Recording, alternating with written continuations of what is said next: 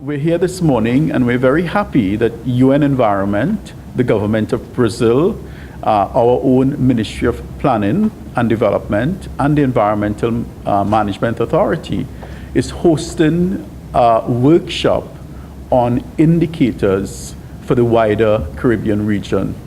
We do have delegates from Belize, St. Vincent and the Grenadines, Haiti, Suriname, St. Lucia, Barbados, Jamaica, and we are very happy to welcome them here this morning to Trinidad and Tobago. This meeting is very important for the Caribbean as we move towards achieving the UN Sustainable Development Goals. Francesco would give us a bit more details with respect to what the meeting will entail. Francesco. Actually, this is the second meeting or the second workshop we are organizing in the Latin American, the Caribbean region. We do recognize the specificity and the importance to have a specific Caribbean workshops focusing on the real needs of the Caribbean. And for this reason, we are today and for the next 3 days gathering here in Porto, Spain, experts from the Ministry of Environment from Caribbean states, but also representatives of the National Statistical Offices, with a very simple and very straightforward objective and goal, which is selecting a set of indicators which are able to represent those themes, those environmental issues that are of critical importance for the region. Today we will have Keisha Garcia introducing the workshop with a presentation on the Global Environment Outlook, Latin America and the Caribbean, which is a report on the state of the environment that we published and presented 1 year ago. The results from this report are also important to us, are important inputs for the orientation, for the selection of these indicators.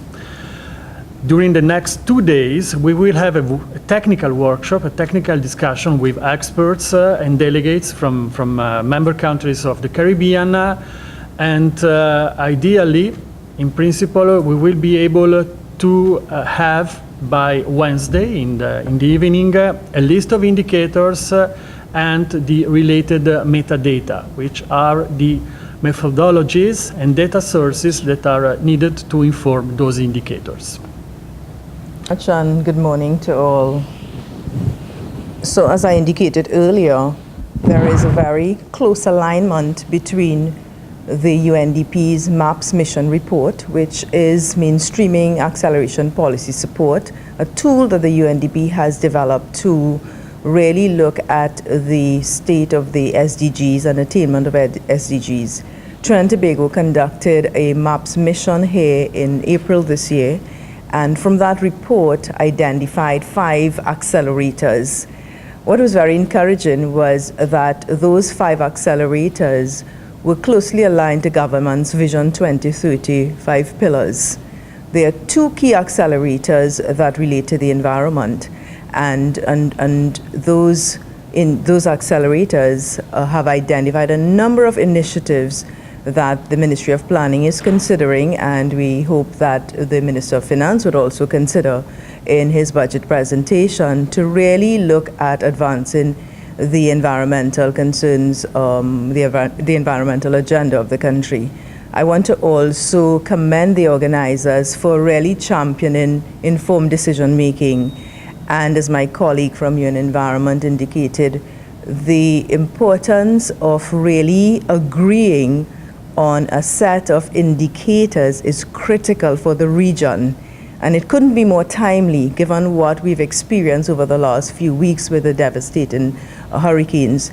I think it's very important that we establish some baseline measures, indicators, statistics, whatever we want to call them, and to be able to agree on these indicators, to tailor them to our particular circumstances in this region, and then to get on with the business of measurement and measuring our progress. The old adage about what doesn't get measured doesn't get done is very valid. And I think from the introductions from the participants this morning, their expectations are really about us working together to be able to come up with this set of indicators. I want to also applaud the organizers for having a very coordinated approach. So we do have representatives from across the region, as well as representatives which would include from ministries of the environment, from the central statistical offices, from planning divisions, from disaster management authorities, and so on. And it's very important as small countries and as a region, we coordinate our efforts and really come together to achieve this objective. Thank you. The Global Environment Outlook is actually a process that was catalyzed by the United Nations Environment Program back in 1995, as Francesco started to say, to begin to provide a systematic way of reporting on the state of environment to governments around the world. Since then, 5 global reports have been produced and several other thematic, national and regional reports have been put out. UNEP, or UN Environment rather, is currently in the 6th cycle, so GEO 6. The regional reports for the 6 UN regions have been completed and the global assessment is now underway. I want to impress the point that GEO is not meant to undertake new research as a part of the GEO process. GEO uses available research to make the best determination or the best assessment of what is happening within the environment as a means of informing policy and decision makers about some of the options that are available to them in their decision-making processes. And GEO 6 has come at a very nice time. GEO 6 came at the end of the Millennium Development Goals, and it also came at the very beginning of the Sustainable Development Goals. So we had the opportunity to take stock of where our region had got to in terms of the MDGs, as we call them, and then we set up the Sustainable Development Goals, or the SDG framework, as our way for moving forward. And this is where the indicators that you're hearing about over and over come in, because we do need to agree on and establish indicators against which we can measure progress. Hopefully there will be progress in the coming years. We can measure the progress of the region in working towards the 2030 sustainability agenda. Now, in terms of what the GEO 6 Latin America and Caribbean report tells us, I dare say that the data has already confirmed much of what we know. Climate change is a problem, biodiversity is declining, the environment is under threat. We know those things. What GEO 6 has done is to provide some of the data to show the trends, whether things are accelerating, and in many cases they are, and in a few cases where things may be getting better. For example, you may not know that in the Caribbean there has been a net gain in forest cover over the last few years, and this has been as a result of several initiatives and deliberate efforts to reforest parts of the Caribbean. Now, GEO 6 in Latin America and the Caribbean pointed to a few key things for the governments to take note of. The first is that it's urgent to decouple our economic growth from our resource consumption, and we have to find ways of doing that. And I dare say that I know from some other processes that I'm working on now that some of our countries are in fact moving towards this. We have to look at how we might reduce our dependence on fossil fuels and look at some alternatives that might be available to the region, especially in the context of our growing urban areas. And this is where, as Sharifa has pointed out, greening infrastructure might be really crucial. We also have to look at ecosystem-based adaptation. We saw what happened to our neighboring countries in this last hurricane season, and ecosystems play an important role in helping to mitigate against some of these effects. And it is important that we invest in our ecological infrastructure in order to protect our security and our health. We also need to strengthen our governance. Our governance systems are fractured, they are weak, they are not meeting our needs. And we do need to look at ways that we could actually improve this. Collaboration across the region in this regard is also very important.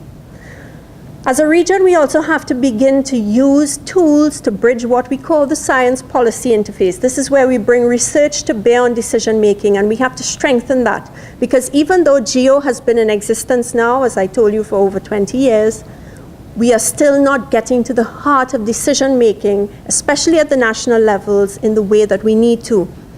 This is where our workshop becomes very important. This is where the partnerships that we build become very important, and we need to focus on that.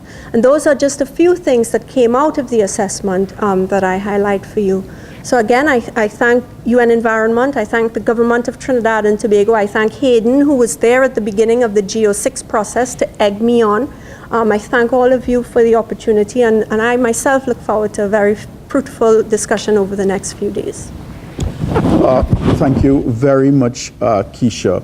I think we understand and we're now seeing very clear evidence that climate change is with us.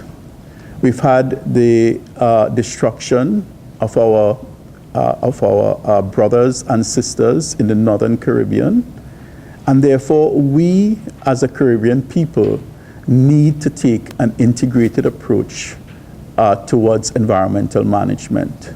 We need to understand that our ecosystems are valued, and we need to value our ecosystems. In Trinidad and Tobago, as we move towards diversification, as we move towards a tourism industry, we need to understand the importance of our natural environment. And we need to make informed decisions, as all the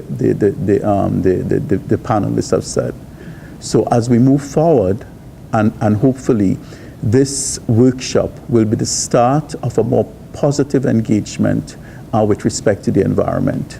We would establish indicators, and as a Caribbean, we will measure how we are performing with respect to the UN Sustainable Development Goals. When you look at the 17 UN Sustainable Goals, there are a number of them that deal with the environment. Clean water. What are we going to measure to show that we're achieving the clean water indicator? What will the indicator be? What will we measure that we're achieving the climate change sustainable development goal? What will be the indicator? What will we measure that we're cleaning the life above, life on land indicator? Is that biodiversity? Is that how our wildlife is doing? What is the indicator? And therefore, each of the goals, and I don't think we'll be able to develop indicators for all 17 of the goals at this meeting, but at least we'll be able to develop indicators for maybe 5 or 6 of the Sustainable Development Goals. Francesco? To add that actually in the case of Latin America and the Caribbean, this process of selecting and focusing on indicators and establishing baselines to monitor the state of the environment and its trends over time, this actually began in 1995 with the establishment of the Initiative for Sustainable Development for Latin America and the Caribbean, or ILAC for its acronyms in Spanish. And this group actually, since then, is producing through a working group on environmental indicators, is producing and is working, and they produced a set of indicators that obviously now should be aligned to the indicators, the global indicators that are considered in the SDG indicator frameworks, in the Sustainable Development Goals indicator frameworks. So just to say that this region, Caribbean and Latin America, actually is very much advanced on this specific aspect. And here we are talking about of high-level information, very, very, easy to be communicated and understood information about the environment, and most importantly, policy-relevant information.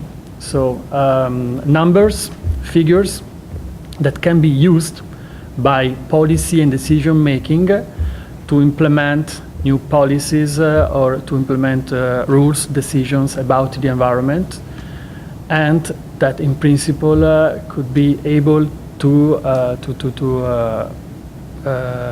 have an effect on impacts and pressures on environment.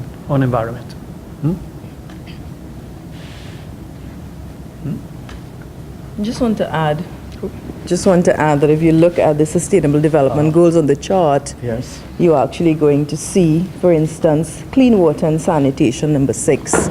And I think, you know, your issue is how do we bring these, you know, very lofty kinds of indicators and probably complicated indicators to the man in the street. And that's something that the UNDP is going to be working with UN Environment on. At this stage, we need to develop the indicators. So we need to ensure we have the methodologies and so on, the metadata sorted out. Once the set of indicators are agreed upon, then communicating that to the various stakeholders, to the various publics would be important. But you can see some of affordable and clean energy. So we will be looking at how do we measure whether we are moving towards cleaner energy in terms of the emissions. Ms. Scott, you spoke about fossil fuels and looking at what we're doing. We look at, for instance, sustainable cities and communities, life below water, life on land, some of the garbage, the waste, you know, so they are, for the goals, they're responsible consumption and production. So we can look at, so there are about 5 or 6 indicators and they are interrelated. And then we intend to take these and really be able to communicate these to the people on the street. Excellent. Thank you. Thank you.